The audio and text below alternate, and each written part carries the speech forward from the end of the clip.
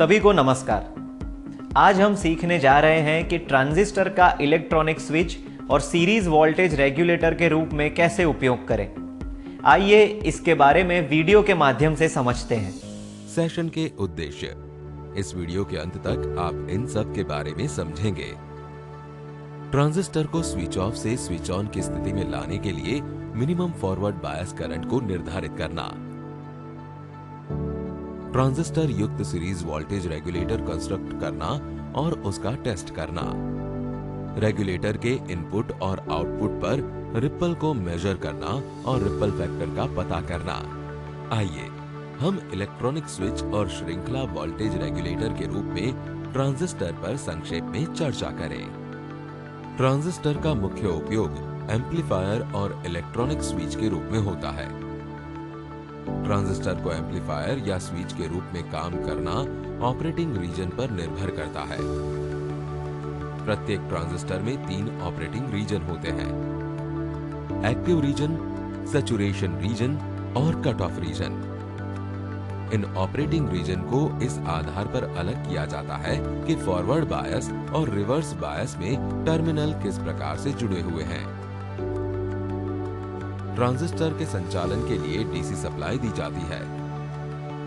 ये DC supply transistor के 2 PN junction पर दी जाती है, जो इन एमिटर और कलेक्टर जंक्शन में मेजॉरिटी कैरियर के काम को प्रभावित करती है। जंक्शन हमारी आवश्यकताओं के अनुसार फॉरवर्ड बायस्ड और रिवर्स बायस्ड पर आधारित है। फॉरवर्ड बायस वो स्थिति है जहां पी टाइप मटेरियल पर पॉजिटिव वोल्टेज लगाया जाता है और एन टाइप मटेरियल पर नेगेटिव वोल्टेज लगाया जाता है। रिवर्स बायस वो स्थिति है जहां एन टाइप मटेरियल पर पॉजिटिव वोल्टेज लगाया जाता है और पी टाइप मटेरियल पर नेगेटिव वोल्टेज लगाया जाता है। ये बायसिंग मेथड से ट्रांजिस्टर सर्किट 3 प्रकार के क्षेत्रों में काम करती है: एक्टिव रीजन, सैचुरेशन रीजन और cut off region. Active region transistor को आमतौर पर इस मोड में करंट एम्पलीफायर के रूप में लगाया जाता है। एक्टिव मोड में 2 जंक्शन अलग अलग तरह से बायस्ड है। Emitter based junction forward biased है और collector based junction reverse biased है। ये मोड एमिटर और कलेक्टर के बीच बेस करंट तक अनुपातिक तरीके से करंट प्रवाहित करने की अनुमति देता है। इलेक्ट्रॉनिक स्विच के रूप में काम करने के लिए एक ट्रांजिस्टर को दोनों सैचुरेशन ऑन और कट ऑफ क्षेत्रों में ऑपरेट करना पड़ता है। सैचुरेशन रीजन ऑपरेशन के इस मोड में दोनों एमिटर बेस्ड जंक्शन और collector based junction forward biased है। कलेक्टर से एमिटर तक वहां अनिवार्य रूप से करंट के फ्री फ्लो के लिए बहुत कम रेजिस्टेंस होता है। इस मोड में प्रभावी रूप से एक ट्रांजिस्टर टाइट सर्किट है क्योंकि ये पूरी तरह से ऑन है। इसके अतिरिक्त स्विचिंग और डिजिटल लॉजिक के लिए सर्किट काफी बार सैचुरेशन रीजन का प्रयोग करते हैं। कट ऑफ रीजन इस मोड में कलेक्टर बेस्ड जंक्शन और एमिटर बेस्ड जंक्शन दोनों रिवर्स बायस्ड है। चूंकि दोनों पीएन जंक्शन रिवर्स्ड बायस्ड है, इसलिए छोटे लीकेज करंट को छोड़कर लगभग कोई करंट प्रवाह नहीं होता है, जो आमतौर पर कुछ नैनो एम्पियर या पिको एम्पियर के क्रम में होता है। इस मोड में बीजेडी स्विच्ड ऑफ होता है और अनिवार्य रूप से एक ओपन सर्किट होता है। सीरीज वोल्टेज रेगुलेटर के रूप में ट्रांजिस्टर रेगुलेटर एक ऐसा डिवाइस है जो एक समान और रेगुलेटेड लोड के आर पार आउटपुट टर्मिनल पर पावर रखता है। वोल्टेज वेरिएशंस और लोड अनबैलेंसिंग के कारण लोड साइड पर एक समान वोल्टेज बनाए रखना बहुत जरूरी होता है। डिवाइस के परफॉर्मेंस और एक्सटेंशन से सर्किट वोल्टेज वेरिएशन से प्रभावित होते हैं। लोड वोल्टेज को कांस्टेंट रखना बहुत महत्वपूर्ण है यदि सिस्टम में इलेक्ट्रिकल डिवाइस जैसे सेंसिटिव लोड शामिल है। सेंसिटिव लोड हैंडल करते समय पावर क्वालिटी एक समस्या होती है, क्योंकि अवांछित हार्मोनिक्स लोड को प्रभावित करते हैं और परिणाम स्वरूप अवांछनीय नुकसान होता है। रेगुलेटर लोड वोल्टेज को कांस्टेंट रखता है और हार्मोनिक्स से मुक्त रखता है। ट्रांजिस्टर सीरीज वोल्टेज रेगुलेटर को एक ऐसे डिवाइस के रूप में डिजाइन किया जा सकता है जो आउटपुट वोल्टेज को कांस्टेंट लेवल पर रखता है। Transistor series voltage regulator regulating element के रूप में काम करता है। ये अनरेगुलेटेड इनपुट होता है और रेगुलेटेड आउटपुट प्रदान करता है। यह सर्किट ट्रांजिस्टर सिद्धांत का उपयोग करता है, जो बायस वोल्टेज में परिवर्तन के साथ इसके रेजिस्टेंस को संशोधित करता। यह ट्रांजिस्टर कांस्टेंट के बेस वोल्टेज को बनाए रखने के लिए जेनर डायोड का प्रयोग करता है। ये इलेक्ट्रॉनिक सर्किट जैसे voltage regulator, adapter, rectifier circuit आदि में अक्सर काम में लिया जाता है, ताकि रेगुलेटेड आउटपुट वोल्टेज प्रदान किया जा सके।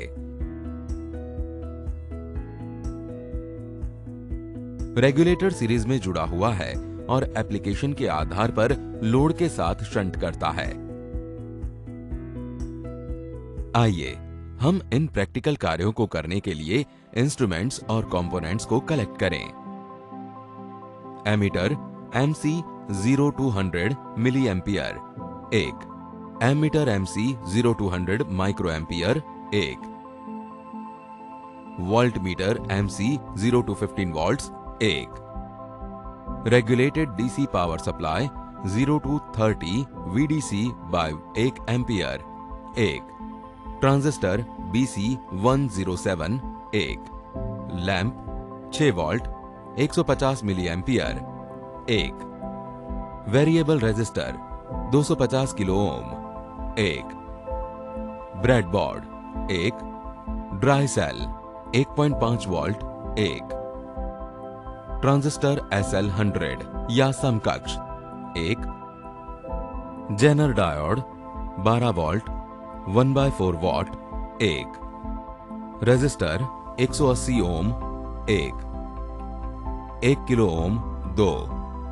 220 ohm 1, 330 ohm 1, capacitor 10 microfarad 25 volt 1, LED लाल रंग 1, हुकअप वायर लाल और काला प्रत्येक 1 मीटर। टास्क 1, ट्रांजिस्टर का उपयोग इलेक्ट्रॉनिक स्विच की तरह करें। ट्रांजिस्टर BC 107 के लिए डेटा बुक में स्पेसिफिकेशन कलेक्ट करें। सर्किट प्रोग्राम के अनुसार सर्किट डायग्राम को कनेक्ट करें। Switch S1 variable resistor 250 kilo ohm और माइक्रोमीटर को सीरीज में ट्रांजिस्टर के बेस से कनेक्ट करें। अनरेगुलेटेड DC इनपुट को सर्किट से कनेक्ट करें। सीरीज में मिली एमीटर को आउटपुट से कनेक्ट करें। रेगुलेटेड वोल्टेज को मेजर करने के लिए वोल्ट मीटर को आउटपुट के पैरेलल कनेक्ट करें। इंस्ट्रूमेंट्स की स्पेसिफिक रेंज और सही पोलरिटी की चेक करें। सप्लाई ऑफ रखें और पावर सप्लाई यूनिट के वोल्टेज नॉब को 0 वोल्ट पर रखें। पावर स्विच ऑन करें और वोल्टेज नॉब को ऑपरेट करके कलेक्टर सप्लाई को 10 वोल्ट पर सेट करें। बेस एमीटर सर्किट में स्विच S1 को बंद करके बैटरी सप्लाई स्विच ऑन करें। 5 माइक्रो एम्पियर्स के बेस करंट के लिए VR को एडजस्ट करें और कलेक्टर करंट को नोट करें और इसे टेबल में रिकॉर्ड करें। टेबल में IB से 90 माइक्रो एम्प्स इन स्टेप्स में बदलें।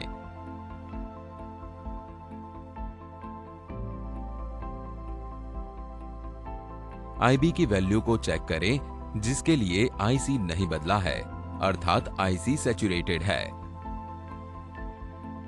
2 रीडिंग के बीच IB बेस करंट को बदलें ताकि IB की सटीक वैल्यू पता कर सके जिस पर IC सैचुरेशन तक पहुंचता है।